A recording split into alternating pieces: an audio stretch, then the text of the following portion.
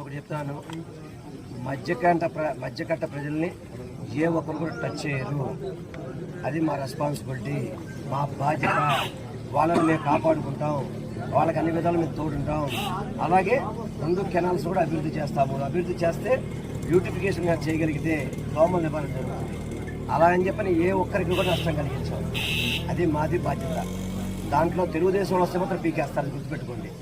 తెలుగుదేశం కానీ, బోండమ్మ కానీ, చంద్రబాబు నాయుడు కానీ పొరపాటున ఎప్పుడైనా కానీ అది జరిగితే వాళ్ళు మాత్రం పీకడానికి సిద్ధంగా ఉంటారు. ఇంతకుముందు వాళ్ళు పీకుతుంటే కూడా మా వాళ్ళు అడ్డుపడ్డారు. కానీ ఇప్పుడు ఈ 5 ఏళ్లలో ఎప్పుడైనా కానీ అటువంటి ఆలోచన చేశారా?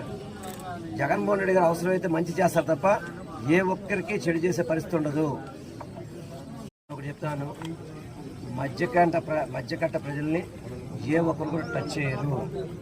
అది మా రెస్పాన్సిబిలిటీ, మా బాధ్యత. వాళ్ళని మేము కాపాడుకుంటాం.